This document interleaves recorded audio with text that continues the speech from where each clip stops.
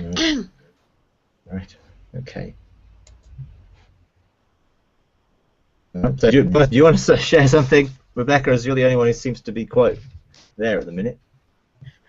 Well, yeah, this happened 2 weeks ago, and I didn't get an opportunity last time to ask about it. Yeah. Uh, First of all, I really appreciate all that you're teaching us because it really helps, and we've been using a lot of the tools that you've given us. I had spoken previously about how the portal had opened down in the prayer room. Well, we had one finally open up in the main sanctuary. Oh, good. And I saw the staircase and I saw the angels, and one came down and stood beside me and had a golden urn with a lid on it. But I didn't know how to open it. I didn't know what to do, and I was, sort of puzzled because I was trying, but I didn't get that interaction. So we came home, we asked God about it, we asked the Holy Spirit about it, and didn't get any answers. And then I remembered what you said about, interacting directly. So when we went back that evening, I asked the angel directly, and he appeared again. And I asked what was the urn and what was in it. And he opened it for me, came and stood in front of me, and held it in front of my face, and you could smell the most wonderful fragrance. In fact, it was so overpowering that I opened my eyes and I looked around to see if some woman with a strong perfume was standing beside me. And there wasn't, and the angel said, "The fragrance of heaven." And that's all the interaction that I got. The next following week, my husband saw the staircase again. I had to work that day. So we know that it's open now. I really don't know what to do with the angel or anything. I mean, like I said, I tried to interact, and I thank you for, giving me helpful hints about that. But it was astounding. I just don't know exactly what to do with it yet. Okay. Well, I think in a sense, just keep interacting, and if it's like the fragrance of heaven. Okay, what is the fragrance of heaven? What does that mean? And go back to, even with asking God, what is your fragrance? What does it mean, the fragrance? I mean, because in a sense, in heaven, everything has a fragrance. There is a fragrance which just you can, we think of it as smells that have nice or not so nice things with it, basically. But in reality, it's an expression of the atmosphere of heaven that God wants us to experience here on the earth. And you have a stairway or a gateway into that. And what I would encourage you to do is to go up the stairway yourself, go into the realm of heaven, and then bring the fragrance of heaven down. In a sense, why the thing had a lid on it, because you have to open it, and what God wants is for you to be able to go into the realms of heaven. And when you're in a fragrant atmosphere, that fragrance attaches itself to you, and so then when you bring that back by stepping back into this realm, the fragrance of heaven's around you, and that fragrance may bring healing, it could bring revelation, it could bring hey, I'm on my face before God. It's like a sense of awesomeness, because that fragrance itself will begin to be felt by others. So it's sort of taking the thing to its thing. What we don't want is, we don't want to be always trying to say, God, will you come down? Trying to bring heaven down or call heaven down. We need to go there, and actually then we bring it down in us, or on us, something to come out of heaven. Now, there are portals that open up, but the portals that open up, when God sends a messenger through, rather than, okay, well, that's the end of it, see it is, well, that's an invitation to come through the portal and experience that which the angel was giving revelation of. So you can actually experience the fragrance of heaven, and then you will have first-hand experience of what that is, you know. And I think that's a lot of these things are all about invitations to get a deeper personal engagement and involvement with those things. So that would be my encouragement. Next time you see the steps, walk up them. You know. Okay. Great. Okay. Right. You okay, Pam? We got you on there eventually.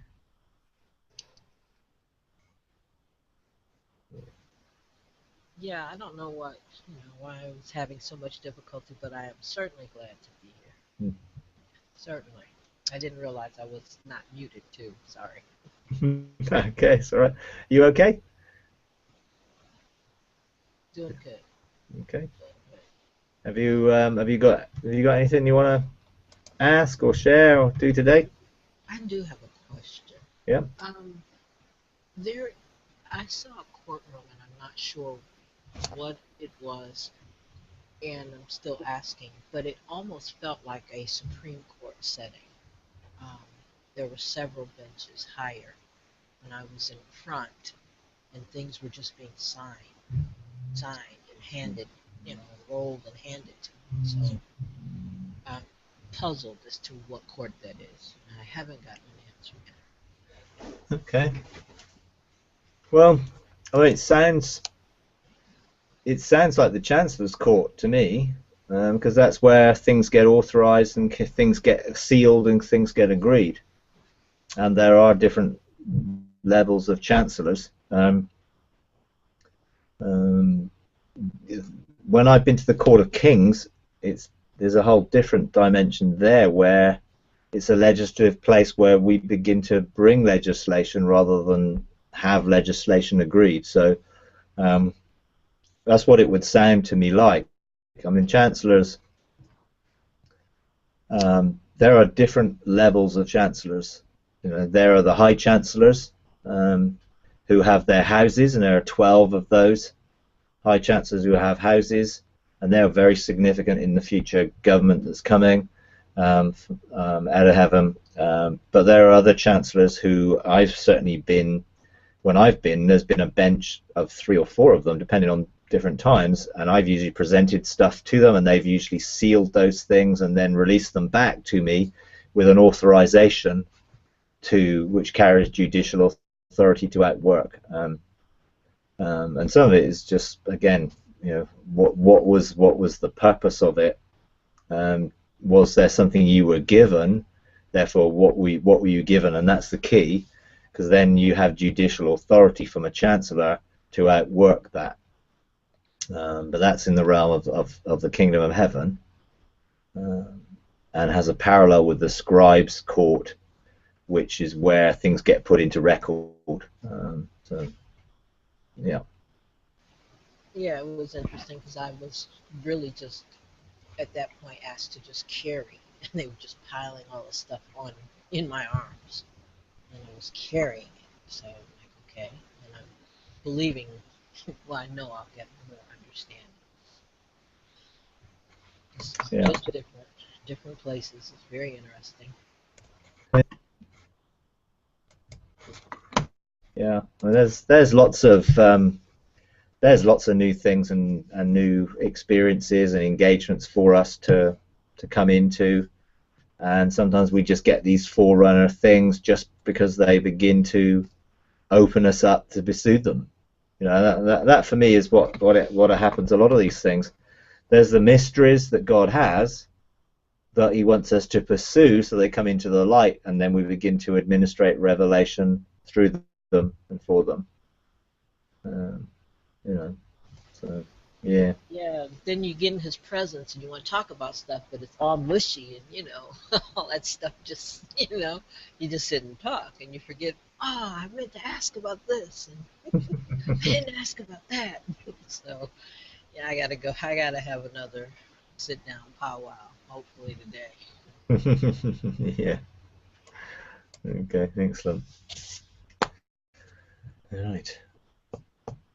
So, anything else you want to talk about?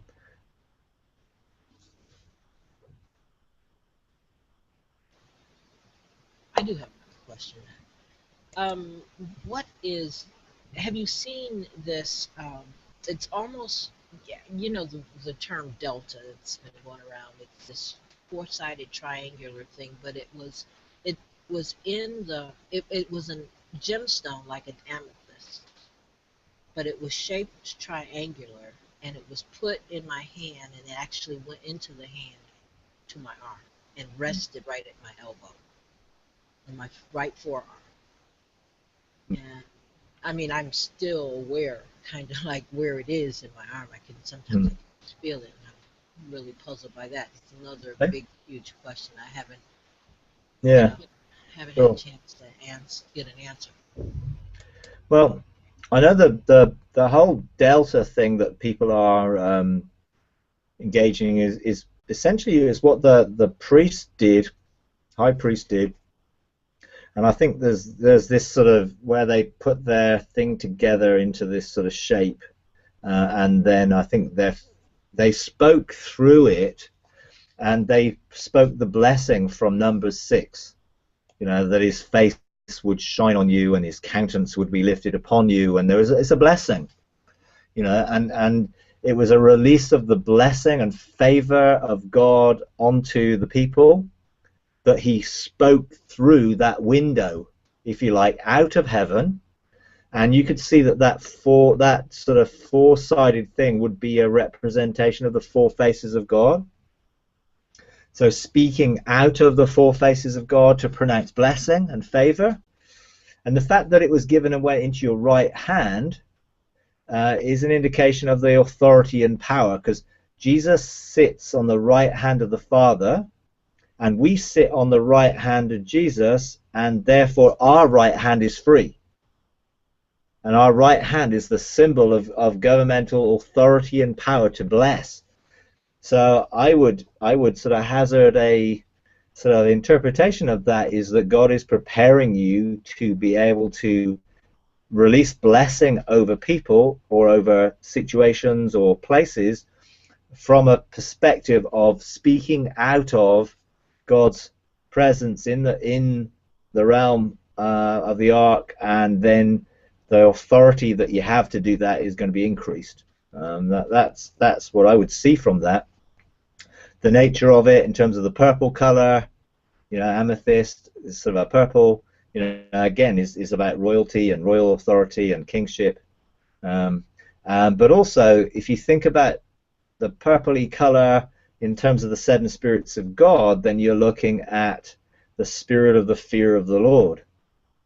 So you may see that there may well be a thing of the pronouncements or the things that you make may well bring people into a place of accountability for the blessings that have been released to them. Because we've been given blessings, we're accountable and responsible for what we do with those blessings. And so, you know, it may be that there's a part of that which is an accountability for people's blessing, and what are they doing with it, that you may have the authority to begin to release, if that makes sense. Okay,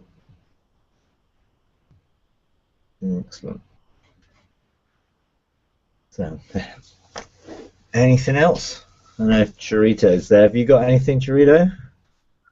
Yeah, can you see me? I don't see myself. I just see my picture. Can Okay, you see well, me? no, we've just got your picture as well, but we can hear you. Oh, okay. I don't know what's going on. Yeah, my computer is acting weird. I had a question about I was listening about the Mazzaroth, about the stars, and about the 12 houses, and each house is a person, is a man who we supposed to be engaging, especially in your birth time. Like for example, if you are in October or September, you had to engage with the man representing the house of that month. Can you tell me more about how can I engage that? Like like in my month, how we do to engage with each house? You know, the stars house. Yeah.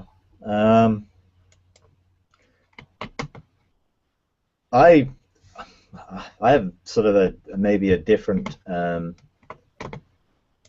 connection with the 12 houses, which are the 12 Chancellors' houses that I see in a sense of I've been engaging with them slightly differently to that.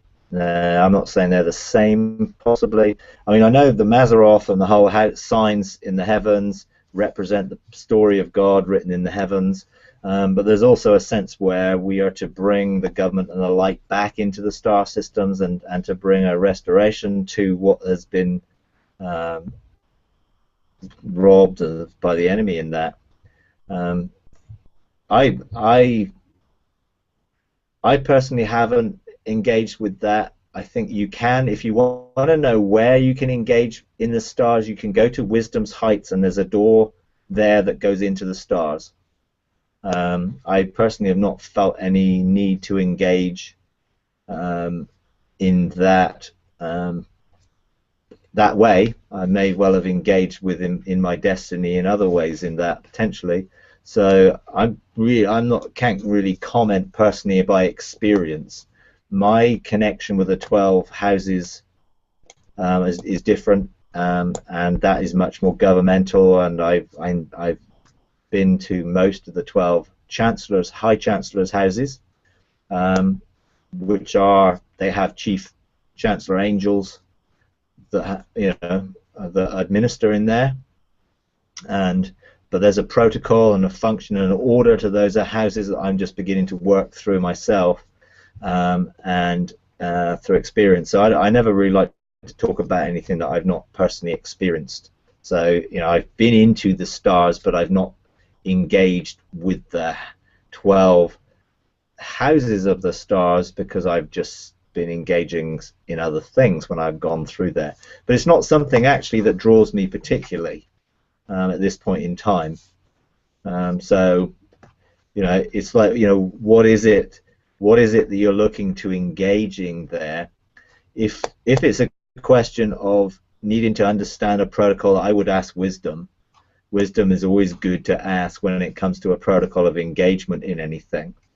And we also, there's a counterfeit to every real, and of course the whole horoscope type thing is a counterfeit, and there is some reality in the stars and the purposes of the stars, and we know stars are there as governors and signs, and there are signs in the stars, and there is history written in the stars, and the whole redemptive picture is in the stars, without a doubt. So in a sense there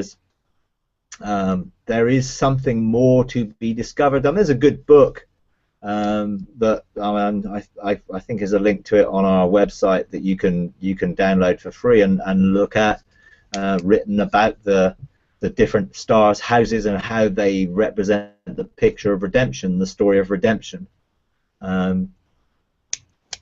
But as for personally engaging, no, I haven't. So I can't really comment any more on that, I don't think. But ask wisdom. That would be my counsel. Yeah. I will ask wisdom now because I was in a class and they were talking about how to reprogram the stars. Because like you were talking earlier about the horoscope, how the enemy have used the stars against the will of God, and they're like they want to be free. So we have the power to set them free and to align them and reprogram them to start releasing the will of God and to work not against us but with us. So I just learning about that, and I thought it was pretty interesting. And before, wisdom has been taking me a lot to the stars and just teaching me to do different things with planets and stars. But I never engaged with the councils of the 12 houses, so I was kind of wondering if you supposed to wait and be invited, or you're supposed to go and engage, you know, like by faith. Yeah, I mean, I wouldn't go to anywhere I wasn't invited at that level. I was taken there by wisdom, and I was given a chancellor's seal to be able to access those houses. I think there's a problem in people are releasing revelation without the maturity to be able to help people engage it properly. And yeah, there is a function about rewriting the stars and to reorder the stars, but that's a high level function. It's not something that people should be trying to mess with when they're learning to rule on their own mountain. My question would be, you know, is a person on their own mountain, and are they ruling their 7 mountains? Have they been operating and given authority and kingship to have a wider sphere of government as a bench of 3 anywhere in any situation? If anyone's not doing that, then I wouldn't be looking at higher levels of governmental authority, because people aren't actually out working their current level of governmental authority. You know, there is a process. That process comes from Zechariah 3. It's like, you know, walk in his ways here. Then you can begin to administer the principles of his law there in the realm of the kingdom of God. Then you can begin to have charge of his house, and then charge of the courts, and then have access to stand amongst those in the assembly of God who will do some of the things that you're talking about. And I think some people are releasing revelation about things that they don't actually function in, and that's dangerous. I would not be looking to release revelation that I am not functioning. That's why I'm not talking about the protocols and the functions of the 12 chancellors' houses, because I am beginning to learn and engage in them so that I will have an understanding of the protocol that then I can release. And yeah, I've had experiences in some of them, and they've been really interesting, and that's led me in a particular direction to find revelation, which I'm doing. But I certainly wouldn't be wanting to try and encourage people who aren't operating in a governmental sphere to be able to try and do it, because you can't just go into a court and do things without knowing the protocol of that court and having a judicial authority. You know, I couldn't go into the Court of Kings until I was given an orb and invested with authority on a mountain to have access into that court. And even now, it's like, it's not something I take lightly. You know, wisdom showed me the protocol, took me through the process, you know, establishing a law, getting the law authorized in the Chancellor's court, getting it written into law in the scribe's court, and then begin to administer it in the angelic court and on my mountain. Once I was given the protocol, then I felt free to release that protocol to others who were operating in kingship. No, you just can't go to the Court of Kings if you fancy it. It's like, if you're not operating in kingship, and if your maturity levels aren't in that area yet, you can't do it. You know, I mean, I have reordered some stars at the edge of the galaxy. I've birthed something out of my spirit at the edge of the galaxy as a forerunner experience, and I know those things are possible, and I know those are some of the things that we may well be doing. But I don't think people will be doing those things if they've not ruled their mountain in the outer court. You know, it's like there's a lot of stuff that we need to grow and mature in, and when we're faithful in little, then we can receive much. And I think a lot of people may be trying to do the much without having done the little, and they're trying to take a shortcut, and it is never going to work. You know, because people can be trying to usurp an authority that they have not been given. And I think there's a huge difference between having revelation of something, to know something is true, and having the wisdom to be able to exercise that revelation in practice. And I don't try and release any revelation that I've not got wisdom for. Otherwise, I'm just giving information to people that I may know something about, but I'm not actually functioning in. So I would be careful not to try and go to places because you know they exist by faith when those places may be outside of your governmental spheres. right now. I'm not saying that you won't be able to go there, but be careful.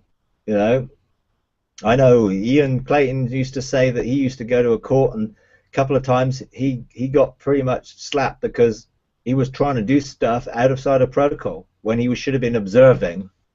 And you know, we should observe what's going on unless we're taken there specifically to do stuff. You know, so you know, some of these things they're just what the kingdom is like. You know, I can't walk into our Houses of Parliament and start making laws because I've not been elected as a member of Parliament. You know, you can't walk into your House of Representatives and start introducing legislation because you've not been elected. When you've been elected into it, then you have access to outwork the protocol of those places. You know, and anybody who starts talking about this stuff, I would be asking, are you on your own mountain? What governmental authority have you been released? Have you been authorized by the chancellors? I want to know, because I just don't want to hear people's stuff without knowing that they are operating in it. And there's a danger. You know, Ian, in his conference at the weekend when he was with the Burning Ones in Canada, you know, alluded to the fact that some people are taking his teaching and then trying to trade on it and teach it when they've not experienced it. And he said it's a dangerous thing to do because it's negatively trading on the wrong floor. You know, we have to. All that we do must come out of personal revelation and experience. So it's our destiny that we are outworking, not trying to outwork someone else to give us a position of government or a position of favor or blessing with others. And I would be cautious of those that are trying to teach people to do something that other people have taught and they've not done it themselves. And there are people out there doing that. Yeah. Thank you so much, Mike. Yeah, that was good. Thank you so much. Yeah, you're right. I just was curious, but yeah, you're right. I need to watch out, and I always want to have my own experiences, led by the Lord or led by wisdom, and that's what I do most of the time. But because I was listening to those teaching, I was curious, and I want to know. But you just give me the right answer. So thank you so much. Okay, you're welcome. Okay. I have a question. Yeah. We've gone. My husband and I have been working together, and we've gone to the courts, and we've gotten scrolls and mandates, and been outworking the process. He has done for years and never said anything to anybody because he didn't know what it was. And now you're giving us the answers to things that that's what that was, and that's what he had been seeing. But he was able to go to the Galactic Council one time. He operates a little bit higher than I do. I think he's in the King, and I'm still in the Lord. Yeah. The Lordship level. Mm. But have you had experience with the Galactic able to go there? But evidently he was allowed access, so I didn't know enough about it to tell very much. Yeah, I mean, I did in one of the recent hangouts I posted. I think I did a whole thing on answering questions about the Galactic Council. I think it was a central group last week. So I went into it in quite a lot of detail. I have been there. And I have been invited to go there. Again, I believe that the 70 there should be those of our generation, and all of the 70 who are there aren't of this generation. Some of them are some of the men in white linen, and some of them are some of the others, because we have not yet matured to that level of governmental authority over everything like that. I'm aware of the protocol of it, and I'm aware that it begins in February, and they begin to function for 30 days or 28 days on certain patterns and procedures. When I first went there, because it's in the realm of heaven of heavens, above the realm of heaven, so it's a different atmosphere. First time I went there, it was so bright, or it appeared to be so bright, that I couldn't even see properly. I had to accustom my eyes to the atmosphere, if you like, you know, in a sense, because it just felt totally different, and it's almost like breathing a different sort of atmosphere in. But I believe God is preparing people and calling people into that level.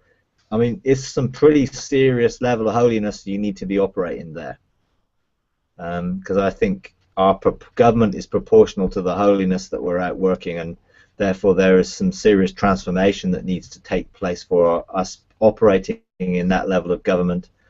Someone the other day sort of saw me operating in some level of authority and asked, was that the Galactic Council you were in? And I said, no, it wasn't. It was in this high Chancellor's court or house I was in when you saw me. It was really interesting to see how people see you, because they said I was dressed in this thing, and I was like, oh, that's interesting, because I'm not looking at myself, I'm just doing stuff. So it was quite interesting to see the description of when they saw me there, which was quite fun. But it wasn't the Galactic Council. You know, I have had an invitation a couple of years to go there, and I didn't feel I was ready to go there, and I went through sort of a dark cloud period of preparation, and it's not something I yearn for, so I'll wait and see what happens with that. I'm not totally in that place at the moment. I'm learning to engage the 12 Chancellors' houses, and that's my focus at the moment, because I want to understand the 12 laws that come out of Zion, and the 12 laws that administrate heaven, and so my focus is very much around that. But you know, if he was invited there, if he went there, if it was a forerunner experience, great. Then there's something to look forward to. If there was you need to understand this is going on and this level of government is going on. If you go, you have to present your case. This I do know. If you get to go and present a case for the nations or a nation or something before the Galactic Council, you have to have a case. So it's like preparing a law case. This is the precedents. This is the things I can go and present there. You can't, you know, you wouldn't just turn up and say, oh, can you do this for me? You have to have the biblical precedent. You have to have that in destiny, the purposes of God, so that you can come and present your case before the council for them to enact. You know, and it may be a limitation. You may have a call or a mandate for a particular nation, and you can go and present that mandate with your case that says, you know, to establish maybe a boundary stone or to establish a limit. But you certainly have to have a case. And I would not want to go there and not know what I'm doing. But it's good. So if he's been there, it may be just okay. If you're going to go back, make sure you go back knowing what case you're going to present and for what purpose. And then that's the sort of stuff they do. You know, and they're looking obviously for people to go and present cases, because most people have got no idea that it exists, and so not a lot of that is being done. It's mostly being done that they legislate certain things, but I think there is a time coming where more and more people will be able to access and present their case, and there will be more and more people who sit as the 70, you know. But that's not what I saw when I went. There weren't that many people there operating in the, well, I mean, the heavenly Sanhedrin, I guess, is another term for it in terms of the Council of 70 or Galactic Council. So, yeah.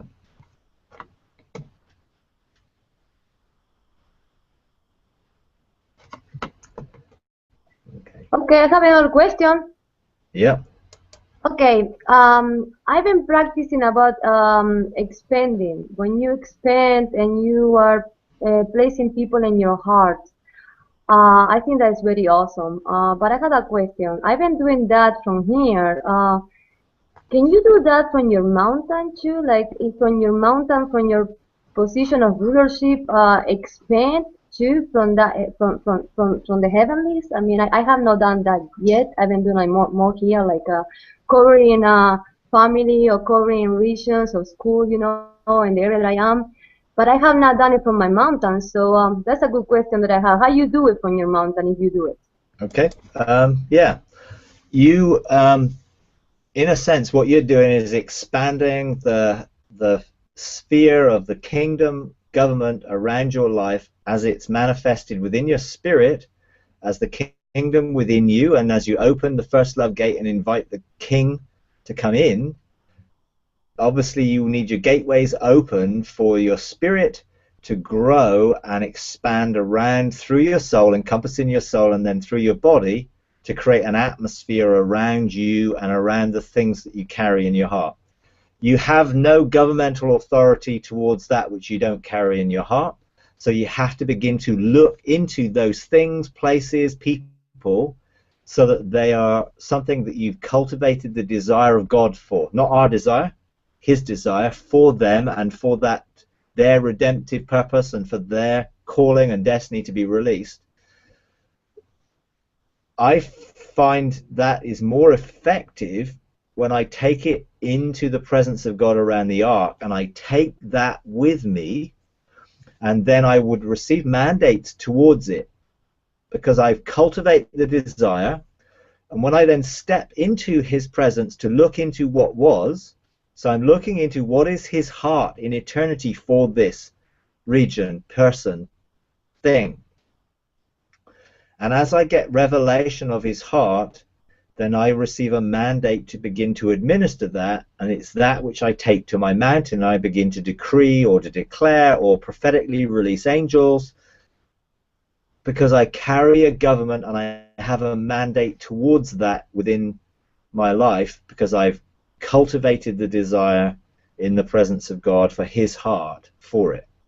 And then the authority then when I go to my mountain, it's slightly different in that it's like a river flows out of me, and that river flows down the mountain and through an everlasting door into the earth, and which is different from what you do here on a day-to-day basis, and you manifest the kingdom around you in a tangible sense of the atmosphere of God's rule as it's coming through you. When you're ruling in administrative authority in the realms of heaven, you can do that through an everlasting door and see the river.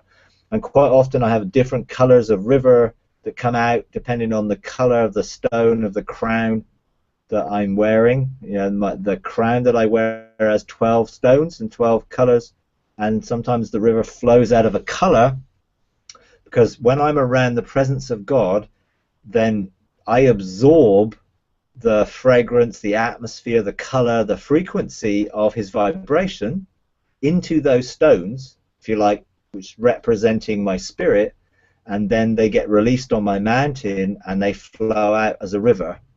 The colors of the river representing the colors that vibrate in the stones that just I draw from the mandates that I'm given.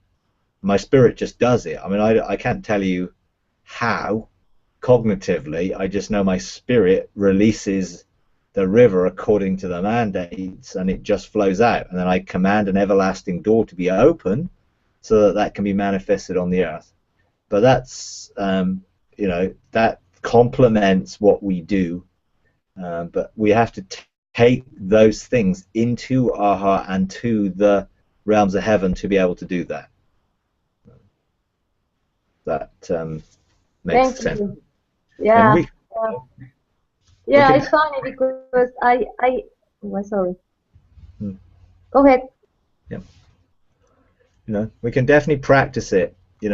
Practice growing our spirit, seeing our spirit encompassing our soul, and then our soul in agreement with our spirit in unity, coming around us, engaging with people according to the destiny of God. And of course, it's not just well, we just do this as for fun. It's like we're looking to engage the will and purpose of God out through and around our lives. And it's like a symbol of like the river of living water that came out of the temple, and it got deeper and deeper till it brought life where it went.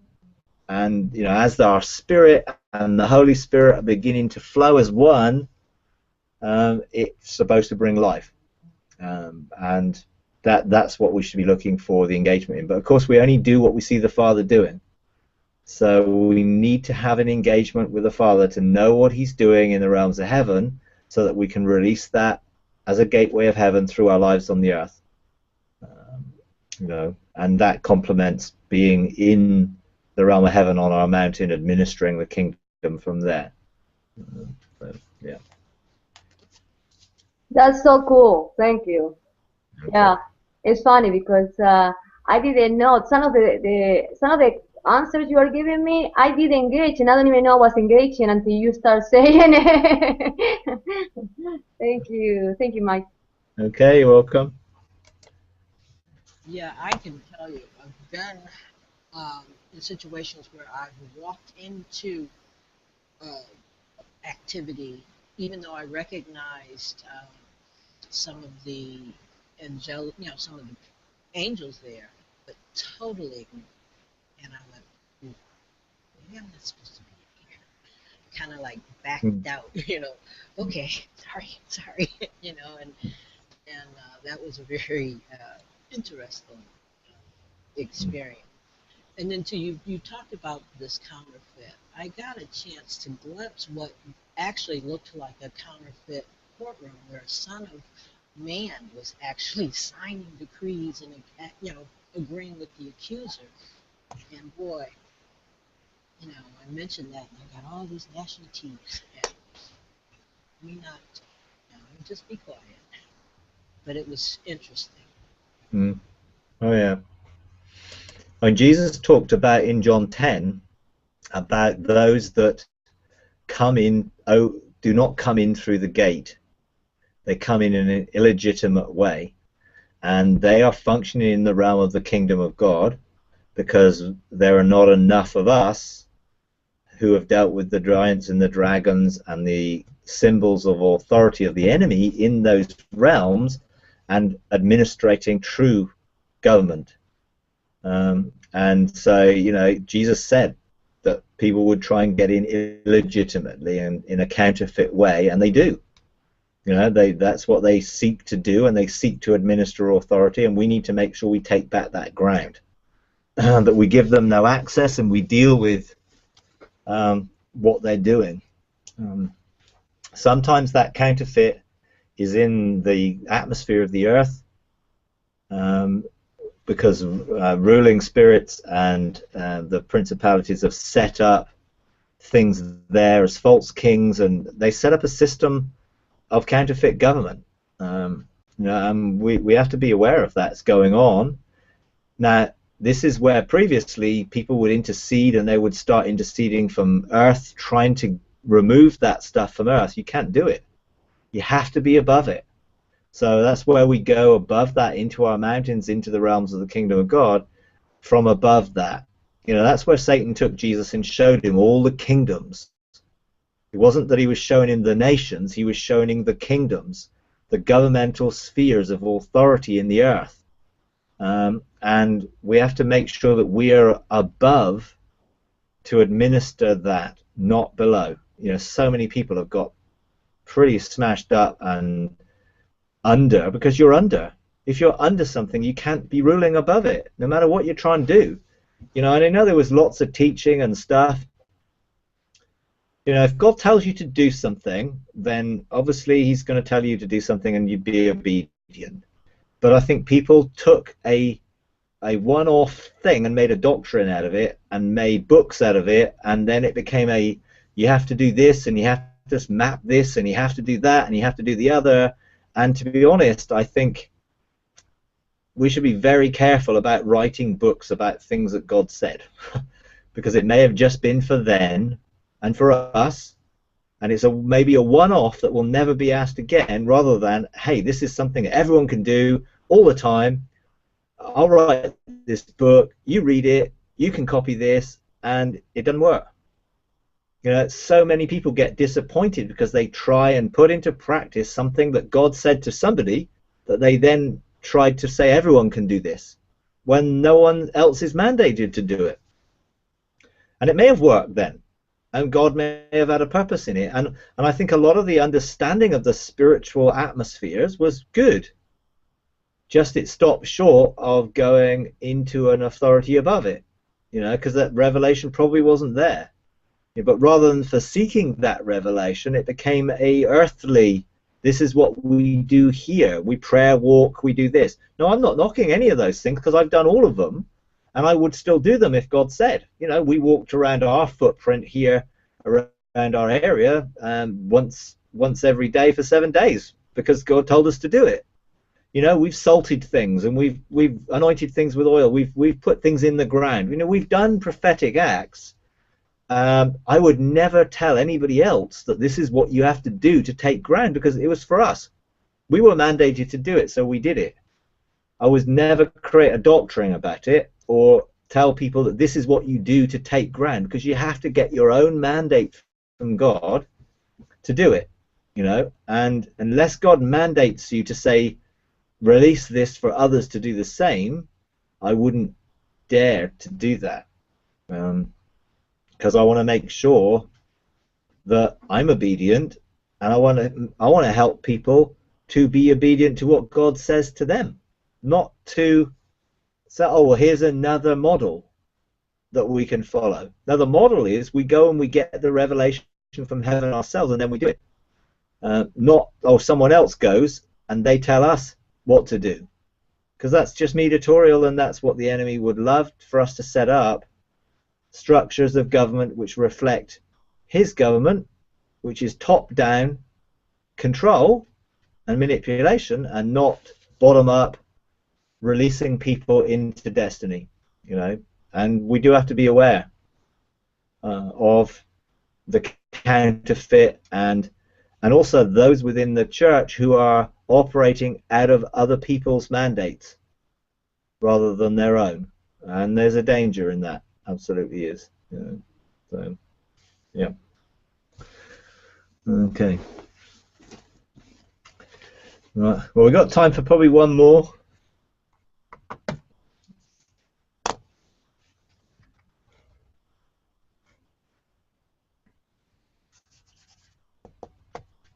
Nope.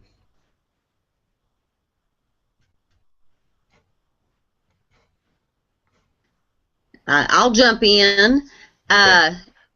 Ian Clayton talked about going into the secret place with God, the dark you walk through and basically spoke face to face with God. Have you had any experience with that?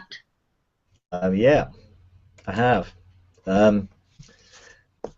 I went into it actually in quite a lot of detail when I posted my testimony of my fast and my encounter over 4 months with the dark cloud recently. So there is a recent YouTube thing, but I had some encounters in our worship times here where I was taken into the darkness. And to start with, it was a little bit like, whoa, what's this? But it wasn't a fearful thing. You know, it was like, this is almost like, this is so thick that you can tangibly go through it. And I was aware that I was invited to go through it. Now, this happened for 2 or 3 weeks, and then I got a direct invitation to spend 4 months, which I thought was going to be really, really good. You know, I thought, wow, I'm going to be getting 4 months, and I'm going to be able to engage here and engage there and do this, and it didn't turn out quite like that. You know, it was very much a real deep work of surrender and trust and recognizing my own level of trust with God when I didn't know. Because when I'm in the light and God is speaking to me and I'm getting visions and dreams and I'm going into heaven and I'm having wonderful things, it's like, hey, this is awesome. So for 4 months, I had just darkness, and all I got from God, month 1, was be still and know that I'm God. That might sound really easy to be still. I found it really hard. My soul reacted very strongly to that because I couldn't see and I wasn't getting anything, and my soul reacted and I want to know. So God, what are you doing? Be still and know that I'm God. I want to. Why do I need to be still? Be still and know that that's all I got. So a whole month of that frustration, and yes, I tried to be still, and there was good things that came out of being still, but my soul was a demonstration that I didn't trust God as much as I thought. And then the next month it was, I think it was wait. And that was it, wait. That's all I got for a month. Now, I had 2 years of daily revelations and encounters with heaven, so this was pretty challenging. But I started to cotton on that actually the reality was I didn't trust God the way I thought I trusted him, because I wanted to know. And I needed to know. And then another month went by with, I can't remember what it was now. Rest. Yeah, that was it, rest. So it's like, yeah, well, how do I rest? I had to enter rest. No, I'd been into rest. I mean, I knew rest. It was just a different level that I was being challenged about. And so I went through all this, and at the end of it, I went through a death process for everything, which was really, really severe. In that every one of my dreams, my marriage, ketubah with God, my contract, every one of those things died. And I grieved. My spirit grieved. All the dreams, all the things that God had for me, all the things that my expectations of God, died. And at the end of it, I laid it on an altar and I burnt it. Literally, I burnt the whole ketubah with all my dreams and visions. And at that point, I knew that I trusted God and he trusted me. Because my relationship with him was not based on what I could do for him or what he could do for me. It was not based on anything about doing. It was all about being and all about knowing him as friend, as father, as Lord, as all the things, just knowing him. And therefore I know if I never did another thing to outwork the purposes of God for my life, God would still love me. And he knows that if he never did another thing for me, I'd still love him. But it took me 4 months of darkness to get to that point, and it was a very, very challenging time. And this was in 2011-12.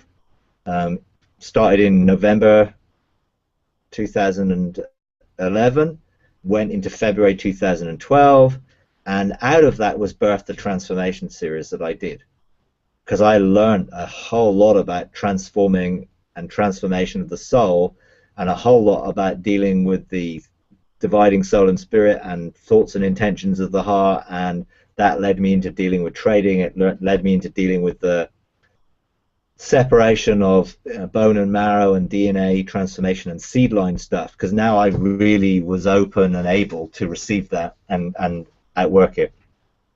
And yes, I did get to go through that dark cloud, and I saw the face of God, and I knew enough from Ian Clayton not to look into his eyes, and I looked at one facet of one diamond face on his face, and that was so much that I just was out of there.